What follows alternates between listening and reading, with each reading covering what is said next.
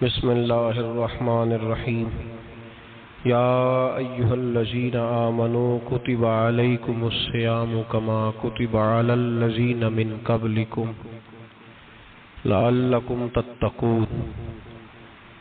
قال النبی صلی اللہ علیہ وسلم لکل شیء زکاۃ وزکاۃ الجسد الصوم، او کما قال صلی اللہ علیہ وسلم صدق اللہ العظیم وصدق رسولہ النبی الکریم۔ ان اللہ وملائکتہ یصلون علی النبی یا ایہا الذین آمنوا صلوا علیہ وسلموا تسلیما۔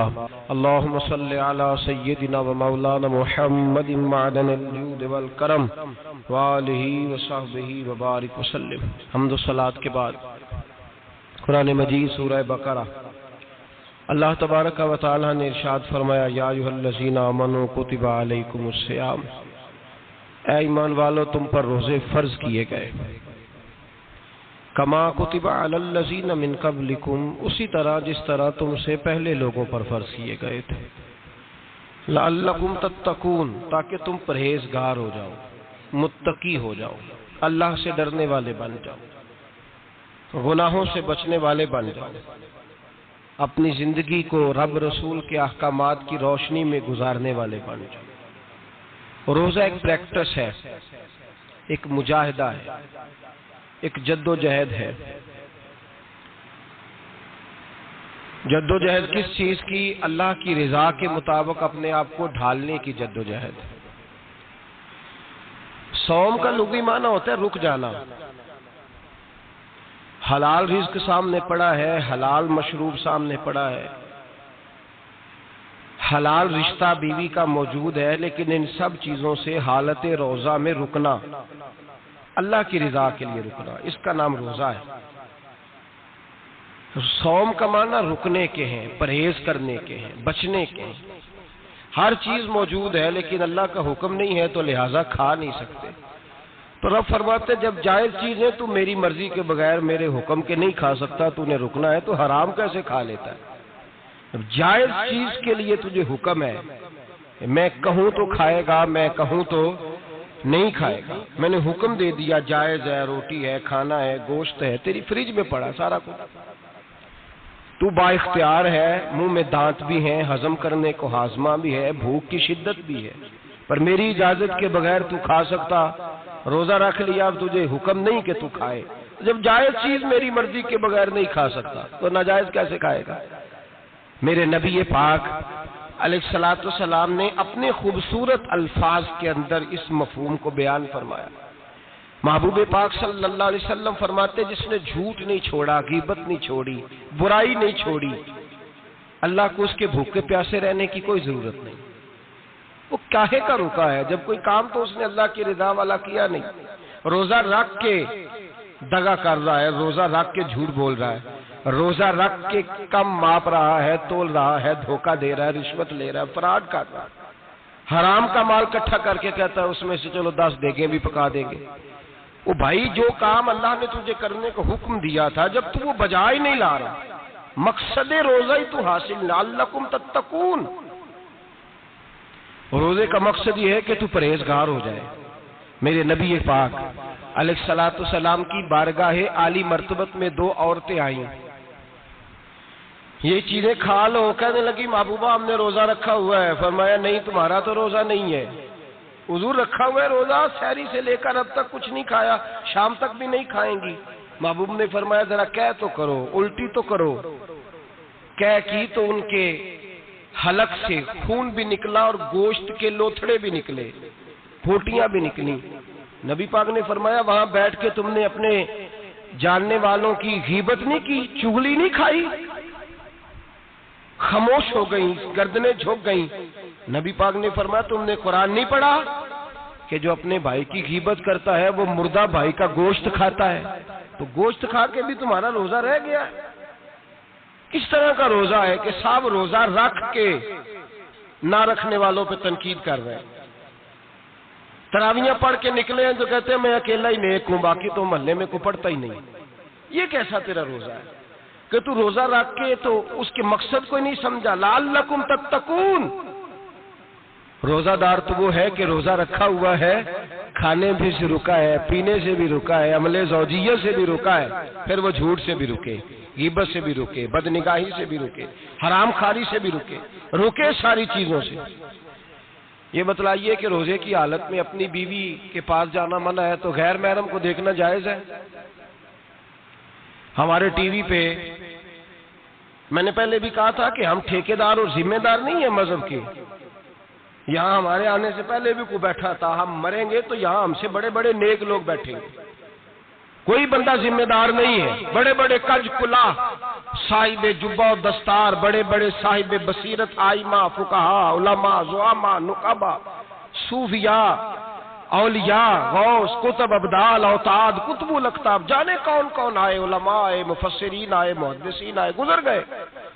ہم تو خاک نشین لوگ ہیں، تھوڑا کام کرنے والے، تھوڑی صلاحیت رکھنے والے۔ لیکن بھائی اگر کرتے ہیں تو ایک کام کرتے ہیں، ساتھ دوسرا نہیں کرتے۔ یہ کس طرح کا دین سکھانے لوگ نکلے کہ شوال سے لے کر شعبان تک گانا سنایا جائے گا، شعبان سے لے کر شوال تک ناچ گانا کیا جائے گا، شوال سے لے کر شعبان تک دھما چوکڑی ہوگی، رمضان آئے گا تو حدیثیں سنائی جائیں گی، رمضان آئے گا تو لوگوں کو قرآن پڑھ کے سنایا جائے گا۔ یہ مذہب بانج نہیں ہے کہ گویے مذہب سکھائیں گے، ایکٹر مذہب سکھائیں گے۔ یہ مذہب بانج نہیں ہے کہ ایک گلاس کے اندر پہلے شراب پی لو، پھر اسی گلاس میں رمضان آئے تو شہد بانٹنا شروع کر دو۔ یہ بانج نہیں، یہ میرے رسول اللہ کا مذہب ہے۔ اگر تمہیں شوق ہے دین سیکھنے سکھانے کا، یکم رمضان کو توبہ کرو اور کہو کہ ہم ٹی وی پہ بیٹھ کے حدیثیں سنائیں گے تو سارا سال سنائیں گے، اور جس زبان سے حدیث نکلے گی پھر اس سے کبھی گندا گانا نہیں نکلے گا، پھر کبھی ناچ گانا نہیں ہوگا۔ یہ کون سا مذہب ہے جو بیویاں سکھا رہی ہیں؟ یہ کون سا دین ہے جو عورتیں سکھا رہی ہیں؟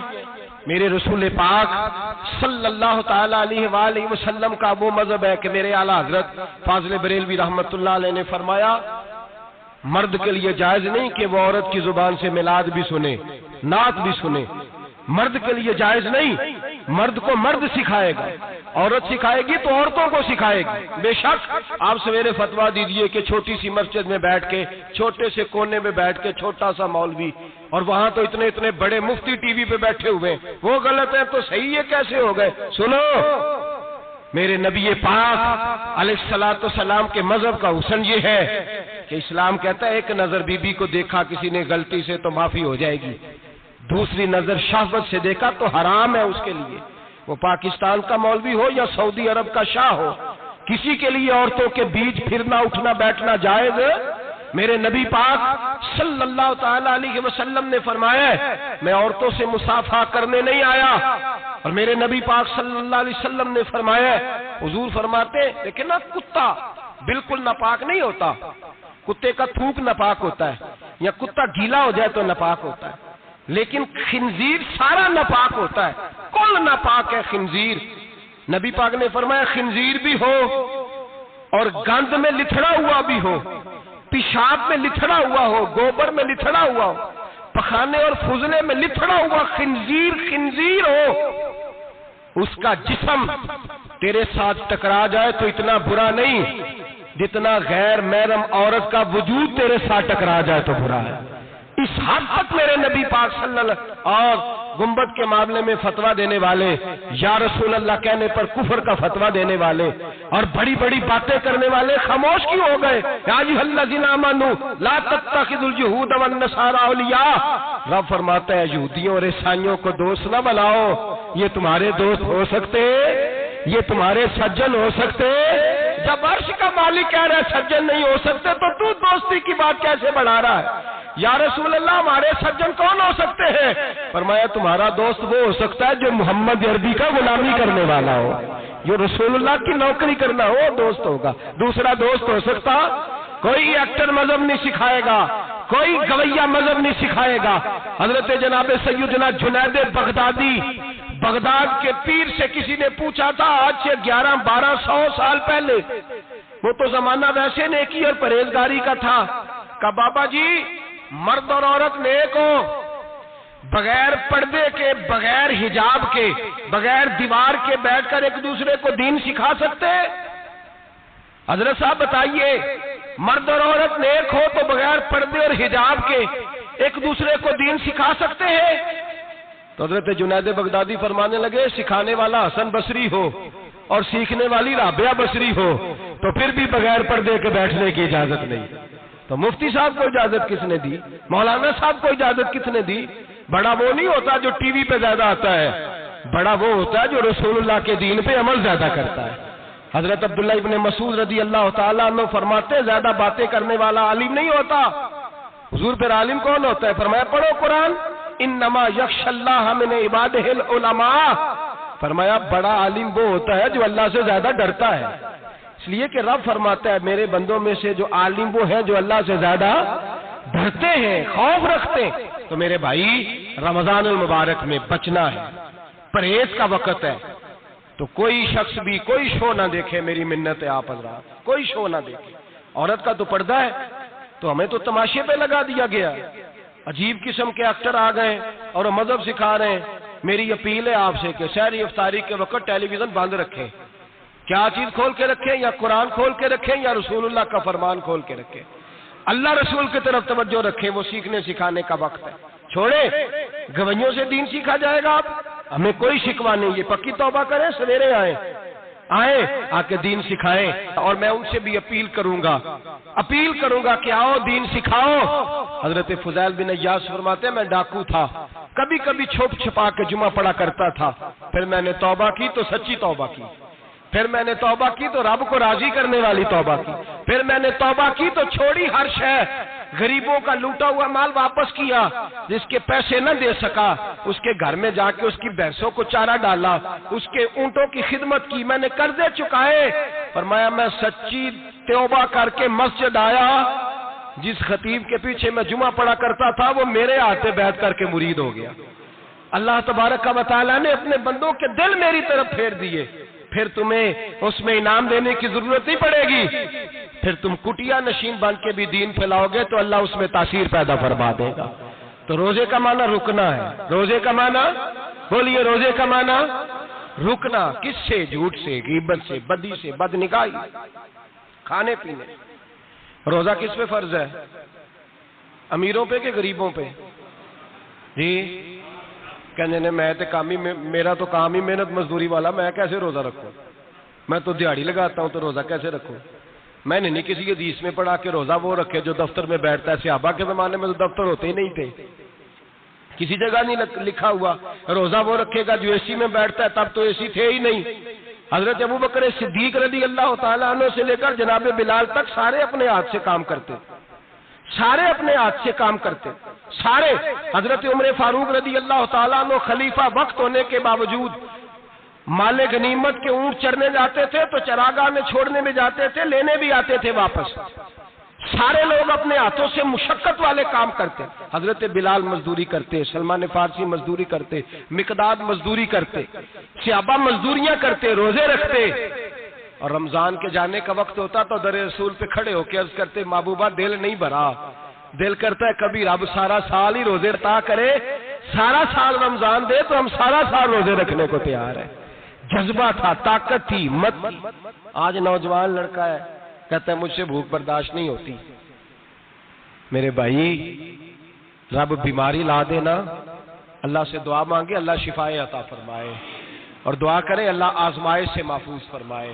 آپ یقین کریں میں نے لوگوں کو دیکھا ہے حلق سے قطرہ نہیں اترتا، خوراک کی نالی لگی ہوئی ہے، اعلیٰ غذائیں پکی ہوئی پڑی ہیں، عرش کا مالک کہتا ہے میں تیرے حلق سے گزرنے نہیں دوں گا، قانون بن گیا۔ میں نے دیکھا ہے ڈرپ پہ لوگ زندہ ہے، بوتل لگی ہوئی ہے گلوکوز کی، گزارا چل رہا، اعلیٰ غذائیں پڑی ہیں، لاکھوں روپیہ تجوری میں پڑا ہے، مالک کہتا ہے تو نہیں کھا سکتا، تو وہ کھانے نہیں دیتا، نہیں کھانے دیتا۔ ایک شخص یورپ کے علاقے کا، میں کسی کالم نویس کا پڑھ رہا تھا، وہ کہتا ہے میری خربوں میں جائیداد ہے لیکن میرے معدے میں ایسی تکلیف ہے کہ میں آٹے کو چھان کر جو اوپر سے بورا نکلتا ہے صرف وہ کھا سکتا ہوں، اس کے علاوہ میں کائنات کی کوئی نعمت کھا نہیں سکتا۔ اور میرے بھائی وہ جب چاہے تو بڑے بڑے کھانے کھانے سے تجھے روک دے، تیرے دانت چبانے کے قابل نہ رہے، زبان نگلنے کے قابل نہ رہے، معدہ تیرا ہضم کرنے کے قابل نہ رہے، وہ جب چاہے تو جو مرضی کر لے۔ وہ کہتا چل تو میری مرضی پہ چلنا، 1 مہینہ میرے کہنے پہ نہ کھا، 1 مہینہ میرے کہنے پہ نہ کھا، تو یا اللہ تو کیا کرے گا؟ فرمایا صوم تصحو، میرے نبی پاک نے فرمایا تم روزے رکھو، اللہ تمہیں صحت عطا فرما دے گا، اللہ تندرستیاں دے دے گا، شفائیں دے دے گا۔ تم روزے رکھو، اللہ تمہیں، سبحان اللہ، اللہ طاقت دیتا ہے، ہمت دیتا ہے، اللہ ہمت دیتا ہے۔ میں نے دیکھا ہے، میں نے بزرگوں کو دیکھا ہے، ضعیف لوگوں کو دیکھا ہے، کمزور لوگوں کو دیکھا ہے، میں نے دیکھا ہے روزے رکھتے ہوئے، مزدوروں کو دیکھا ہے روزے رکھتے ہوئے۔ میں اپنے ابا جی کو کہتا ابا جی اتنی سخت گرمی اور مزدوری آپ کرتے اور مزدوری کے عالم میں روزہ رکھتے، تو کہتے پتر روزہ کی آندا ہے، روزہ کدوں کو جاندا ہے، روزہ اپنی جگہ تے وے مزدوری اپنی جگہ ہوتے۔ اور کئی دفعہ مینوں فرمان لگے، مینوں یار سمجھ کوئی نہیں لگدی، پتہ نہیں روزیاں چ اللہ طاقت کتھوں دے چھڑدا ہے اتنی زیادہ، کام بھی زیادہ کریدا ہے تے روزہ بھی بھائی صوم تصحو، میرے مصطفیٰ نے فرمایا تو روزہ رکھ، اللہ تجھے صحت عطا فرما دے گا۔ رب تعالیٰ تجھے، یہاں ہوٹل کھلے ہوئے ہیں، یہاں عجیب حالات ہے، ہوٹل کھلے ہوئے ہیں، لوگ بہانے ڈھونڈتے پھرتے ہیں، کہتے ہیں کٹ لگ گیا تھا، ذرا تھوڑا سا خون نکل آیا، سنی پلاس لگائی ہے تو روزہ نہیں رکھا، یہ ذرا مجھے تھوڑی دقت ہو گیا تو میں نے روزہ نہیں رکھا، کھانسی لگ گئی ہے تو روزہ نہیں رکھا۔ او خدا کے بندے، روزہ تو نعمت ہے، اور سبحان اللہ میرے نبی پاک نے فرمایا لکل شیء زکات و زکات الجسد الصوم، فرمایا ہر شے کی زکات ہوتی ہے، وجود کی زکات روزہ ہے، روزے رکھو جسم کی زکات نکل جائے گی۔ فاقہ کرنا بھی میرے نبی پاک کی سنت ہے، مسواک کرنا بھی سنت ہے، اور فاقہ کرنا بھی، مسواک والی سنت زیادہ اپناتے ہیں لوگ، فاقہ کرنا بھی نبی پاک کی سنت ہے۔ ایک صاحب مجھے کہنے لگے جناب بیٹھ کے کھانا حضور کی سنت ہے، میں نے کہا کبھی کبھی نہ کھانا بھی نبی پاک کی سنت ہے، نہ کھانا بھی حضور کی سنت ہے۔ اور ہمارے فقہاء نے لکھا ہے جو روٹی زیادہ کھاتا ہے اس میں 2 باتیں پیدا ہو جاتی ہیں، کیا کیا؟ ایک بولتا زیادہ ہے، دوسرا سوتا زیادہ ہے، غافل ہو جاتا ہے۔ فقہ اور حکیم اطباء ڈاکٹر کہتے ہیں کہ پیٹ خالی رہے نا جس آدمی کا، اس کا حافظہ مضبوط ہوتا ہے، اس کے ذہن کی گرہ کھلتی ہے، زیادہ کھانے سے تو خماری چڑھتی ہے، دماغ ڈھونڈتے پھرنا روٹی کدھر سے آج اچھی ہے، گھر میں نہیں پکی تو ہوٹل چلے جانا، کھانے کے سوا اور کام ہی کوئی نہیں۔ وہ صاحب میرے نبی پاک علیہ السلام نے فرمایا کافر 7 آنتوں سے کھاتا ہے، 7 آنتوں سے، اور فرمایا میرا مومن 1 آنت سے کھاتا ہے، اس کے وجود میں کھانے والی 1 آنت ہے، کافر 7 آنتوں سے کھاتا ہے۔ فاقہ کشی سے نورانیت پیدا ہوتا ہے، کم کھانا۔ دیکھیں نا نبی پاک صلی اللہ علیہ وسلم نے اللہ سے فاقہ مانگ کے لیا ہے، یا اللہ 1 وقت روٹی دے، 1 وقت کا فاقہ دے، مانگ کے لیا ہے نبی پاک نے، مانگ کے۔ حضرت ابو ہریرہ رضی اللہ تعالیٰ عنہ فرماتے ہیں بھوک زیادہ لگتی تھی نا جب مجھے، تو میں حضرت عمر سے، ابو بکر سے، عثمان، مولا علی سے کوئی مسئلہ پوچھ لیتا تھا، اور جب میں مسئلہ پوچھتا تھا تو وہ مجھے روٹی کھلا دیتے تھے، جب میں ان سے مسئلہ پوچھتا تو وہ مجھے، حضرت ابو ہریرہ فرماتے ہیں مجھے بھوک لگی، میں حضرت عمر کے پاس گیا، ان سے مسئلہ پوچھا، ان کا رواج تھا جب میں مسئلہ پوچھتا تو پہلے روٹی کھلاتے۔ ہمارے بزرگ یہ فرماتے ہیں کہ کھانے کھلا کے دین پڑھاؤ، صرف تمہارا کتب خانہ نہیں کھلا ہونا چاہیے، تمہارا دسترخوان بھی کھلا ہونا چاہیے۔ کسی نے نبی پاک صلی اللہ علیہ وسلم سے پوچھا تھا بہترین مسلمان کون ہے؟ حضور نے فرمایا جو سلام لینے میں پہل کرے اور روٹی زیادہ کھلائے، جو روٹی ہر وقت فکر کرے آ یار تو روٹی کھا لے، روٹی کھانے کی طرف توجہ دلائے۔ کھلانا سنت ہے، زیادہ کھانا اس میں بھی فرق رکھے۔ تو نبی پاک صلی اللہ علیہ وسلم کے صحابی حضرت ابو ہریرہ رضی اللہ تعالیٰ عنہ فرماتے ہیں میں نے حضرت عمر سے مسئلہ پوچھا، میں نے کہا حضور مسئلہ بتائیں، تو کہتے پہلے ان کی عادت تھی جب میں مسئلہ پوچھتا تو روٹی بھی کھلاتے، آج انہوں نے مسئلہ ہی بتایا ہے، روٹی کوئی نہیں کھلائی۔ تو مجھے کہنے لگے ابو ہریرہ تو سوچتا ہوگا روٹی نہیں اس نے پوچھی، تو نے کب سے کھانا نہیں کھایا؟ میں نے کہا آج صبح سے۔ تو جناب عمر کہنے لگے میں نے کل صبح سے نہیں کھایا۔ چل ابو بکر صدیق کے گھر مسئلہ پوچھتے ہیں، کہتے ہیں جناب صدیق اکبر کے دروازے پہ گئے، جا کر کے ان سے مسئلہ پوچھا۔ ان کی بھی عادت تھی جب کوئی مسئلہ پوچھنے جاتے تو دسترخوان بچھا لیتے، کہتے آؤ روٹی بھی کھلاتا ہوں مسئلے بھی بتاتا ہوں۔ کہتے ہیں گئے تو انہوں نے بھی مسئلہ بتایا، روٹی کوئی نہ پوچھی۔ تو کہنے لگے عمر ابو ہریرہ تم لوگوں نے کل پرسوں سے نہیں نہ کھایا ہوگا، اور ابو بکر کو 4 دن گزر گئے ہیں، تھوڑا سا دودھ ملا ہے یا کھجور ملی ہے، روٹی کوئی نہیں ملی، چلو در رسول پہ چلتے، آؤ حضور کی بارگاہ میں۔ کہتے ہیں نبی پاک کی بارگاہ میں آئے، حضور نے چہرے دیکھے، کریم سے مسئلہ نہیں پوچھنا پڑا، میرے مصطفیٰ کریم نے فرمایا بھوک لگی ہوئی ہے تم تینوں کو؟ 3-4 دن ہو گئے؟ اللہ کے رسول نے فرمایا مجھے پورا ہفتہ ہو گیا ہے۔ سبب کچھ اور ہے جس کو تو خود سمجھتا ہے، زوال بندہ مومن کا بے زری سے نہیں، بھوک نقصان کا وجہ نہیں بنی، وجہ کوئی اور بنی ہے۔ رشوتیں جو بازار گرم ہوئے ہیں لوٹ مار کے، یہ روٹی کے لیے نہیں، یہ زیادہ کھانے کے لیے، یہ بینک بیلنس کے لیے گرم ہے۔ یہ لوٹ مار کا مقصد کوٹھیاں بنانا ہے، روٹی کا تو رب کریم کا وعدہ ہے۔ جو روز روتا ہے شام کو کہ میرا کاروبار کوئی نہیں، اصل میں کہتا ہے بنگلہ کوئی نہیں، اصل میں کہتا ہے کار کوئی نہیں، پجارو کوئی نہیں، روٹی تو اللہ عطا فرماتا ہے، اس کا وعدہ ہے۔ فرمایا حضور نے 3 دن بیت گئے، چلو میرا بے تکلف صحابی ابو الحسن انصاری، وہ بڑے نصیب والے ہوتے ہیں جن کو میرے نبی پاک خود کہتے تھے کہ تیری فلانی ذمہ داری ہے۔ اس زمانے کا تو کسی کو کہہ دیا جائے یہ تیری ذمہ داری ہے تو کہتا ہے یہ تو پھٹیکے ڈالنے لگ گیا ہے، یہاں سے تو چھٹی کر جانی چاہیے۔ خوش ہوتے تھے صحابہ کہ ہماری ذمہ داری لگی۔ کہتے ہیں حضرت ابو الحسن انصاری کے گھر گئے، نبی پاک نے فرمایا بھوک بڑی لگی ہے، کھانا لا۔ کہتے ہیں حضور نے اسے کہا تو اس آدمی کو تو وجد ہی ہو گیا، اس نے کہا میرے اتنے نصیب کہ حضور کا یہ کھانا کھلا۔ آؤ دیکھو دنیا والوں، آج جو سب سے زیادہ عزت والا ہے وہ میرا مہمان بنا ہوا ہے۔ فرماتے ہیں وہ دوڑے گئے، بکری اٹھائی، ذبح کی، بیوی کو کہنے لگے روٹی تیار کر، ادھر کھجوریں توڑی، انگور توڑے، کہنے لگے حضور آپ جب تک تناول کریں تب تک کھانا پک جاتا ہے۔ حضرت عمر کہتے ہیں روٹی پک کے آئی، بڑا پیارا گوشت، بڑا اچھا سالن، بڑا خوبصورت خلوص والا کھانا۔ فرماتے ہیں میں نے بڑا ہی کھایا۔ نبی پاک نے نہ ایک روٹی لی اور چھوٹی چپاتی، تھوڑا تھوڑا سالن کونوں سے، اور جب نبی پاک نے کھا لیا تو حضور کی آنکھوں میں آنسو آئے۔ حضرت عمر کہنے لگے حضور روئے کیوں؟ نبی پاک نے فرمایا سوچتا ہوں 7 دن کے فاقے کے بعد کھایا ہے، پر ڈرتا ہوں رب اس کا حساب پوچھے گا تو جواب کیسے دینا ہے، اس کا حساب بھی تو دینا ہے نا جو کھایا ہے۔ تو حضرت عمر فاروق کے ہاتھ میں کچھ چیز تھی، زور سے زمین پہ ماری، کہا محبوبہ 7 دن کے بعد بھی روٹی کھائے تو حساب دینا ہے۔ نبی پاک فرمانے لگے عمر وہ مالک ہے نا، تو جب دیتا ہے تو حساب نہیں لے سکتا، حساب تو دینا ہے، حساب تو دینا ہے، تیاری رکھو۔ صحابہ کرام فرماتے ہم نے ارادہ کیا کہ آج کے بعد ہم پھر فاقے کریں گے، کم کھائیں گے، اس لیے کہ حساب دینا ہے۔ میرے بھائی وہ فاقہ کشی کرتے تھے، ڈرتے تھے۔ یہاں تو لوگ کھا کے بیمار ہیں، کھاتے جا رہے ہیں، سوتے جا رہے ہیں، کھاتے جا رہے ہیں، سوتے جا رہے ہیں۔ یہ بھی وقت آئے گا رمضان شریف کا، سویرے درس پہ آؤ کہتے نیند بڑی آتی ہے، سویرے 2 سپارے پڑھ کے سویا کرو کہتے صاحب نیند بڑی آتی ہے، فجر کے بعد ہی تو وقت ہوتا ہے اللہ اللہ کرنے کا، شہری کا، کھاتے جا رہے ہیں، سوتے۔ لوگ جماعت سے نماز نہیں پڑھتے سو جاتے، جماعت کا ثواب چھوڑ کے سو جائیں گے۔ بھائی رمضان مبارک میں فاقہ کشی کی ٹریننگ ہوتی ہے، فاقہ کشی کی تربیت لے، رمضان میں روکے اپنے آپ کو، تربیت ہوگی۔ اور ہمارے صوفیاء فرماتے ہیں جو زیادہ کھاتا ہے اس کا نفس اس کو زیادہ پہ مائل کرتا ہے، خواہشات نفس پیدا ہوتی ہیں۔ میرے نبی پاک علیہ السلام نے جوانوں کو حکم دیا ہے یا معاشر الشباب، او جوانوں، یا رسول اللہ کیا حکم ہے؟ فرمایا یا نکاح کر لو اگر طاقت ہے، نہیں طاقت تو روزے رکھو۔ حضور روزے سے کیا ہوگا؟ فرمایا تمہارا نفس کچلا جائے گا، شیطان وسوسہ اندوزی نہیں کرے گا۔ آج نوجوان بڑھ بڑھ کے کھاتا ہے، بہت زیادہ کھاتا ہے، کبھی اس ہوٹل سے کھاتا ہے، کبھی اس ہوٹل سے کھاتا ہے۔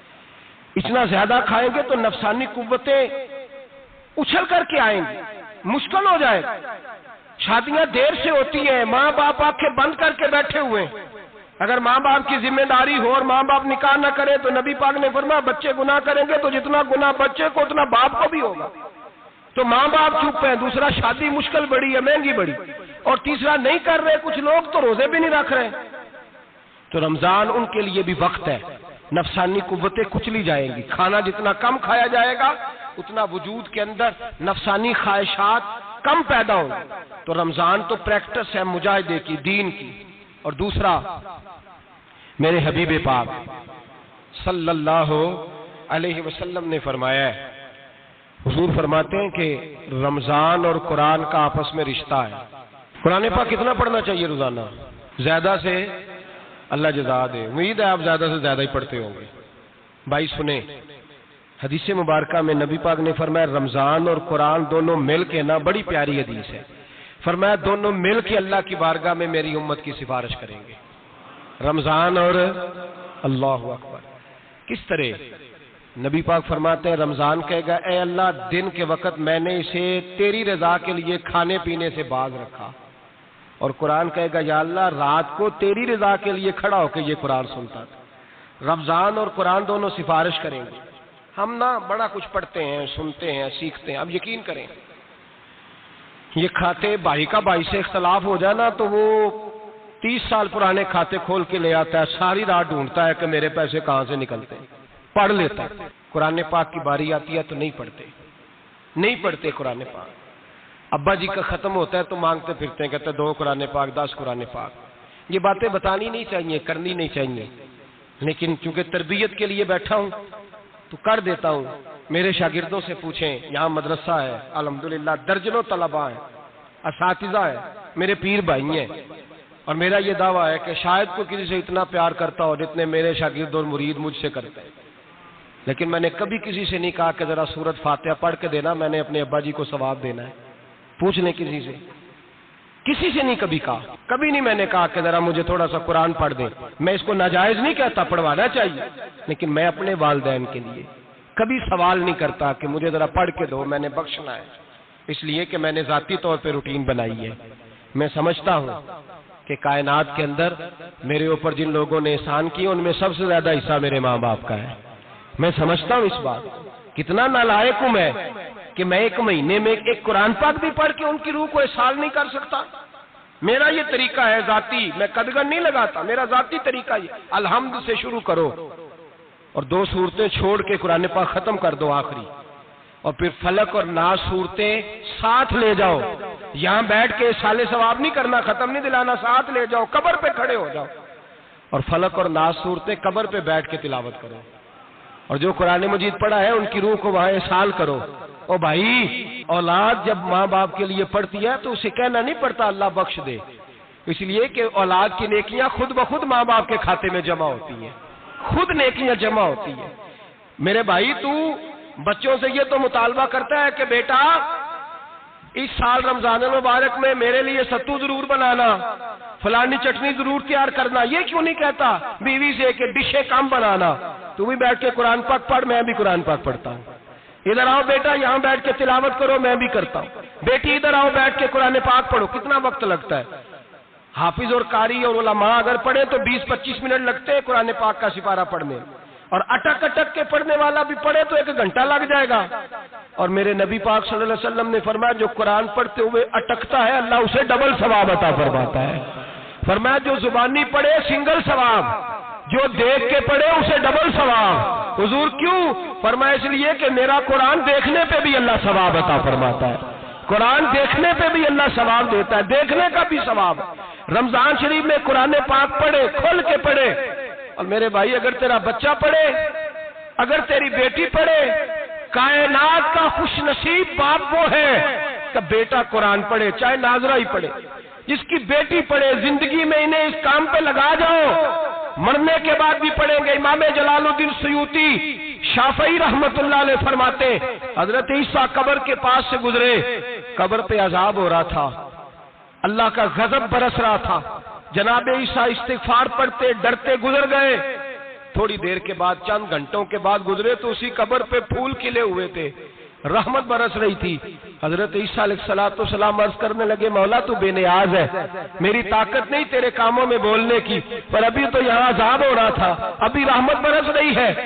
جناب عیسیٰ کہتے ہیں آواز خدا بندی آئی، عیسیٰ بندہ بڑا گناہگار تھا، پاپی تھا، مجرم تھا، خطا کار تھا، لیکن جب اس کا انتقال ہوا، اس کی بیوی حاملہ تھی، اس کے پیٹ میں بچہ تھا، بچہ اس کے انتقال کے بعد پیدا ہوا، آج وہ 4-4.5 سال کا ہوا ہے، مکتب میں گیا ہے، مدرسہ میں گیا ہے، استاد نے بسم اللہ شریف پڑھائی ہے، فرمایا اس نے توتلی زبان سے کہا ہے بسم اللہ الرحمن الرحیم، کہ ایسا مجھے بتلا اس زمین پر وہ معصوم جسے ابھی رحمان اور رحیم کہنا نہیں آتا، وہ توتلی زبان سے مجھے رحمان اور رحیم کہے اور میں اسی زمین پہ اس کے باپ کو عذاب دوں؟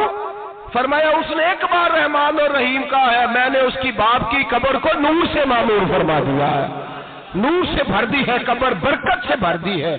اللہ کرے میرے بیٹے بھی قرآن پڑھے، اللہ کرے میری بیٹیاں بھی قرآن پڑھے، اللہ کرے ہم سب کی اولادیں قرآن پاک پڑھے۔ لیکن نا امام اعظم ابو حنیفہ رمضان میں 61 قرآن پاک پڑھتے تھے۔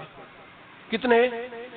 60 تے ایک، اللہ اکبر، ایک قرآن پاک دن میں پڑھتے پورا، ایک رات کو پڑھتے، ایک تراویح میں پڑھتے، 61 قرآن پاک امام صاحب پڑھتے۔ آپ فرماتے میں نے چھوڑ دیے ہیں سارے وظیفے، میں صرف رسول اللہ کا قرآن پڑھتا ہوں۔ رمضان سارا قرآن پاک، سارا رمضان۔ اب تو عادت ہی نہیں رہی ہمیں قرآن پاک۔ اگر لوگ ناراض نہ ہوں تو محفل نعت ہوتی ہے تو تلاوتیں کتنی ہوتی ہیں، اور نعتیں ہم نے ذوق ہی نہیں بنایا، ذوق ہی نہیں بنایا ہم نے تلاوت قرآن کا، اس لیے کہ قراء علماء فقراء ان کو ہم تیار ہی نہیں کر رہے، ہم تو ایکٹر پال رہے ہیں جو پیسے لیتے ہیں نعت خوانی کے، معاذ اللہ۔ او میرے بھائی، کیا قرآن میرے نبی کی نعت نہیں؟ حضرت عائشہ صدیقہ رضی اللہ تعالیٰ عنہ کے پاس صحابہ گئے، کہنے لگے اماں جی ہمیں نبی پاک کا اخلاق بتلائیں، تو اماں جی کہنے لگی جاؤ جا کے قرآن پاک پڑھو، قال خلقہ القرآن، سارا قرآن میرے نبی کے اخلاق کا انعام ہے، یہ ساری نعت ہے، یہ ساری نعت ہے۔ اس نعت کو سننے لوگ کیوں نہیں آتے؟ اتنا رش میں اپنے نعت میں اتنا تراویح پہ کیوں نہیں ہوتا؟ اور ملت کا جوان یاد رکھے، بوڑھے تراویحاں پڑھتے ہیں، ضعیف تراویحاں پڑھتے ہیں، گھٹنوں میں درد ہے تراویحاں پڑھتے ہیں، بیمار بوڑھے تراویحاں پڑھتے ہیں، جوان وہاں چوک میں کھڑے۔ کیا جوانی اس لیے ہے چوکوں میں کھڑا ہوا جائے؟ کیا جوانی اس لیے ہے کہ سعودی عرب جانے کے لیے پاسپورٹ بنانا ہو تو 2.5 گھنٹے کھڑا رہے تو؟ شناختی کارڈ کے دفتر تو کھڑا رہے، پروٹیکٹر کے لیے کھڑا رہے، کافروں کے سامنے کاسا لیسی کرنے کے لیے تو کھڑا رہے، تو نوکری پہ جائے تو ساری رات کھڑا رہے، اور تو قرآن کے لیے کھڑا نہیں ہوتا؟ میرے محبوب نے فرمایا من قام ایمانا واحتسابا غفر له ما تقدم من ذنبه، فرمایا جو رمضان المبارک میں اللہ کی رضا کے لیے گناہوں کی معافی کے ارادے سے قیام کرے گا، راتوں کو عبادت کرے گا، اللہ اس کے پچھلے سارے گناہ معاف فرما دے گا۔ نوجوان ارادہ کریں، پروگرام بنائیں کہ انشاءاللہ قرآن پڑھنا بھی ہے، قرآن پڑھوانا بھی ہے، سننا بھی ہے، اور انشاءاللہ بولیے سننا بھی ہے اور پڑھنا بھی ہے اور پڑھانا بھی۔ ہمت کریں، دلیری کریں، آ کے کھڑے تو ہو، اللہ توفیق عطا کرے گا۔ پہلی بات یہ کہ روزہ رکھیں، دوسری بات یہ کہ قرآن پاک کی تلاوت کریں، اور روزہ رکھیں تو روزے کے سارے حسن سمیت اسے رکھیں۔ نبی پاک نے فرمایا رمضان غمخاری کا مہینہ ہے، غمخاری کریں۔ ہمارے زمانے میں 2 قسم کی تکلیفیں ہیں، ایک تو غریب آدمی، اس کا حال یہ ہے کہ وہ مانگتے ہی گزارا کرنا چاہتا ہے، اس نے ہاتھ یوں کر لیا ہے تو اب اس کا یوں ہونے کو تیار نہیں۔ ضرورت اگر کسی آدمی کو کسی دروازے پہ لے جاتی ہے تو برا نہیں، لیکن سوال کا اپنے اوپر دروازہ کھول لینا یہ ٹھیک نہیں۔ فاقہ کشی پیدا کریں، حوصلہ پیدا کریں، تھوڑے پہ گزارا کرنا سیکھیں۔ غریبوں کو بھی اجازت نہیں کہ وہ نکل کھڑے ہوں میدان میں مانگنے کے لیے، ٹولیاں نکلتی ہیں رمضان میں، جتھے نکلتے ہیں خیرات کٹھی کرنے والے، بچیں۔ میرے نبی پاک صلی اللہ علیہ وسلم نے فرمایا جس نے بغیر ضرورت کے سوال کیا، جب قیامت کے دن آئے گا تو اس کے چہرے کے اوپر گوشت نہیں ہوگا، صرف ڈھانچہ ہی ہوگا۔ اتنی بھیانک صورت میں آئے، بغیر اشد ضرورت کے سوال نہ کریں، کبھی سوال نہ کریں۔ اور امیروں سے گزارش ہے کہ رمضان ہمدردی کا مہینہ ہے، ہمدردی کریں تو سامنے والے کی عزت کا بھی خیال کریں۔ یہ بات درست ہے کہ غریب سیاڑا نہیں ہوتا، اس لیے کہ جس کی جیب میں پیسے نہیں ہوتے بھائی اسے عقل بھی نہیں ہوتی، جس کے گھر کار نہیں ہوتی اسے چلانے کا طریقہ، جس کے گھر اوون نہیں ہوتا اسے چلانے کا طریقہ بھی نہیں آتا، جس کے گھر میں چیزیں ہوتی ہیں اسے چلانا بھی آ جاتا ہے، جدے گھر دانے اودے کملے بھی اس کے سیانے ہو جاتے ہیں۔ تو چودھری صاحب، سیٹھ صاحب، نواب صاحب آٹا تقسیم کرتے ہیں، کھڑے ہو کے فوٹو کھچاتے ہیں، فیس بک پہ دیتے ہیں، اور ایک آٹے کا تھیلا اور 10 اخباروں میں فوٹو۔ اللہ سے ڈریں، رمضان ہمدردی کا مہینہ، ہمدردی کا۔ غریب کو دیں تو اس کی عزت کو رسوا نہ کریں، میرے نبی پاک علیہ السلام کے صحابی حضرت عبداللہ ابن عمر رضی اللہ تعالیٰ عنہ ڈھونڈ کے لاتے تھے مسکینوں کو، ڈھونڈ کے، اور جب لاتے تھے تو اپنے دسترخوان پر بٹھا کر اپنے ساتھ افطاری کرایا کرتے تھے، اور پھر فرمایا اللہ تعالیٰ نے لن تنالوا البر حتی تنفقوا مما تحبون، اللہ کے راستے میں وہ چیز دینی ہے جو تمہیں زیادہ پیاری ہو۔ کون سی چیز جو تمہیں؟ میں تھوڑا سا بے باک ہوں، بعض دوستوں کے ساتھ، سب کے ساتھ نہیں۔ ایک دوست مدرسے میں گھی دینے آئے ایک دفعہ، تو وہ والا گھی دے گئے جو سب سے سستا تھا، تو میں نے کہا مجھے دیانتداری سے بچائے، آپ یہی کھاتے ہیں گھر میں؟ کہنے لگے نہیں۔ تو میں نے کہا پھر ہم نے بچے مارنے کے لیے تو نہیں نا رکھے ہوئے، کیا وہ والا گھی اللہ کے راستے میں پیاری چیز دے رہی ہے نا، اس لیے گلے گلے نوٹ لوگ مسجد کے گلے میں ڈال جاتے ہیں، پھٹے ہوئے ڈال جاتے ہیں، کہتے ہیں جوڑ لیں گے مولوی صاحب۔ اور خدا کے بندے پیاری چیز دینی تھی تو نے، اور تو نے اس کا ترجمہ الٹ کر لیا ہے۔ سمجھ لیں رمضان المبارک میں کسی غریب کی مدد کرنی ہے تو ساتھ اس کی عزت بھی کرنی ہے۔ نبی پاک علیہ السلام کے دروازے پر جب سے، یہ جملہ ایک ہے لیکن بڑا قیمتی ہے، صحابہ کہتے ہیں جب ہم دروازہ رسول پہ جاتے تھے خیرات بھی ملتی تھی اور عزت بھی ملتی تھی۔ خود بھیک دے خود ہی کہیں منگتے کا بھلا ہو، خیرات بھی ملتی تھی اور عزت بھی ملتی تھی۔ نبی پاک ساتھ عزت بھی دیتے تھے، مسکین کو غریب کو دیں اور خیر خائی کریں۔ جوتے بیچنے والے جوتوں کے ریٹ سستے کریں، کپڑا بیچنے والے کپڑے کا ریٹ، درزی صاحب بھی ریٹ سستا کریں، دکاندار بھی چیزوں کا ریٹ، حکیم صاحب پیسے کم لیں، ڈاکٹر پیسے کم کریں، حکومت نرخوں میں کمی کرے، اور یہ کام اجتماعی طور پہ کریں۔ میرے نبی پاک نے فرمایا رمضان غمخواری کا مہینہ ہے، اس میں غمخواری کرنی ہے، دوسرے کا خیال کریں، اظہار کریں، قربانی کریں۔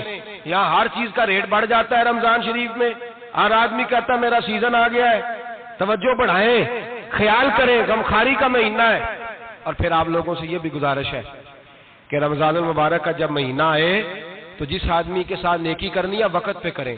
کسی غریب کو پیسے دینے ہیں، کپڑے دینے ہیں تو یکم رمضان کو دیں۔ میں اکثر دوستوں سے پوچھتا ہوں، میں کہتا ہوں قاری صاحب نو جوڑا کدو دیندے ہو؟ کہندے 27ویں والے دن۔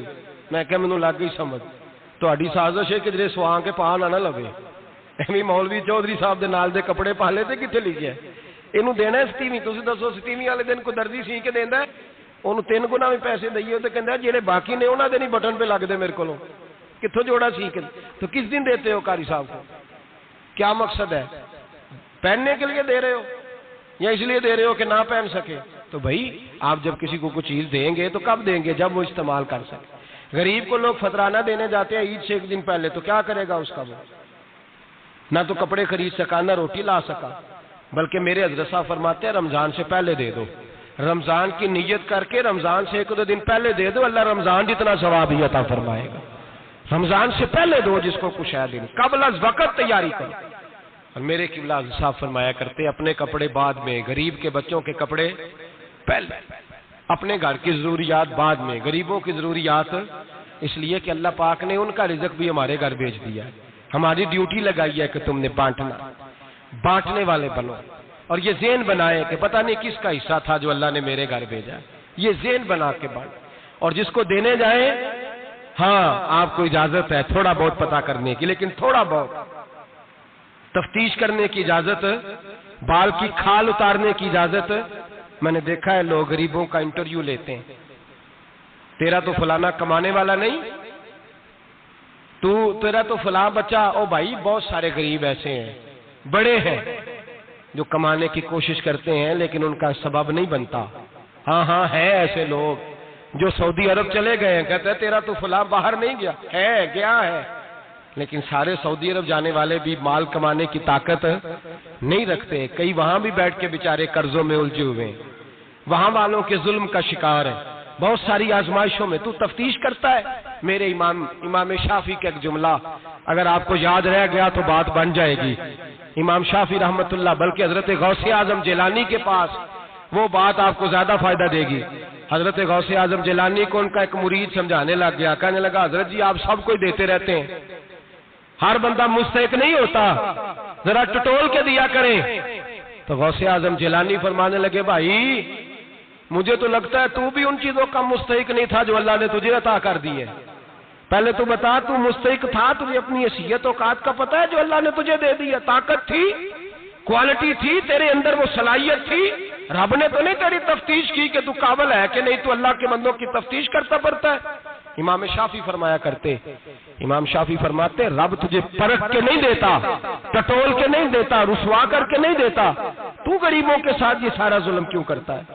بس پتہ چل گیا وہ ضرورت مند ہے تو دے، اس لیے کہ اجر تجھے غریب نے نہیں دینا، اجر اللہ نے دینا ہے، اور اللہ اجر عمل پہ نہیں دیتا، اللہ تو نیت پہ اجر عطا فرماتا ہے۔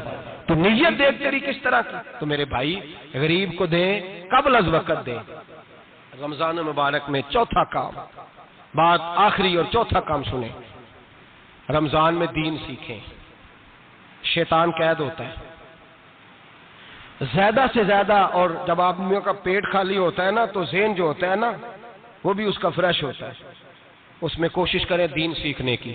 میرے نبی کریم صلی اللہ علیہ وسلم نے اس دین کو علم کا دین قرار دیا ہے، شعور کا دین قرار دیا ہے، فہم کا دین قرار دیا ہے۔ نبی پاک صلی اللہ علیہ وسلم نے فرمایا ایک عبادت کرنے والا عشاء کے بعد کھڑا ہو اور فجر تک نماز پڑھتا رہے، ایک عالم دین عشاء پڑھ کے سو جائے، اٹھ کے فجر پڑھ لے، تو وہ 70 عبادت کرنے والوں کا درجہ زیادہ نہیں، عالم کا درجہ پھر بھی زیادہ ہے، اس عالم دین کا درجہ زیادہ ہے، اس لیے کہ وہ لوگوں کو آگاہی دیتا ہے، شعور بخشتا ہے۔ یہ دین جو ہے یہ، اور نبی پاک صلی اللہ علیہ وسلم نے فرمایا عبادت کرنے والے پر عالم کا درجہ اتنا ہی زیادہ ہے جتنا میرا درجہ اپنے غلاموں پر زیادہ ہے۔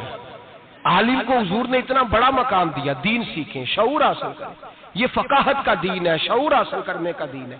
اور نبی پاک صلی اللہ علیہ وسلم نے فرمایا دین کی ایک بات سیکھ لینا 1000 نفل پڑھنے سے زیادہ درجہ رکھتی ہے، دین کی ایک بات سیکھ لینا 1000 جنازے میں شرکت سے زیادہ درجہ رکھتی، دین کی ایک بات سیکھ لینا، میرے نبی پاک صلی اللہ تعالی علیہ وسلم ارشاد فرماتے 1000 مریض کی عیادت کرنے سے زیادہ درجہ رکھتی۔ فرمایا جس نے رات کے ایک لمحے میں دین کی ایک بات سیکھی، اللہ اسے ساری رات عبادت کرنے سے زیادہ ثواب عطا فرمائے گا۔ میرے ایسا فرمایا کرتے جب سیکھنے والے کو یہ ثواب ملے گا تو بتائیے سکھانے والے کو کتنا ثواب ملے، اسے اللہ کتنا درد۔ رمضان آ رہا ہے، شیطان قید ہے، دین پھیلانے کی کوشش کریں، جدوجہد کریں۔ بڑی نیند آتی ہے فجر پڑھ کے، لیکن اگر کسی کا ارادہ بن جائے کہ دین سیکھنا بھی ہے اور دین بچوں کو، تو پھر کوئی نیند غلبہ۔ ایک مثال ایک عالم نے سمجھائی، کوئی بزرگ تھے درویش عالم، ان کے پاس ایک عورت آئی، کہنے لگی میں بچوں کو سویرے بڑا جگاتی ہوں، بچے جاگتے نہیں نماز کے لیے۔ بڑا عجیب جواب دیا بزرگوں نے، درویش نے، عالم نے، کہنے لگے بی بی کیوں نہیں جاگتے، جگایا کر، بیدار کیا کر، اٹھایا کر۔ کہنے لگی بڑی جدوجہد کرتی ہوں، اٹھتے نہیں، بیدار نہیں ہوتے۔ اللہ والے تھے نا۔ کہنے لگے یہ بتا اگر اس کمرے میں آگ لگ جائے تو پھر بچوں کو کیسے بیدار کرے گی؟ آگ سے بچانے کے لیے کیا کرے گی؟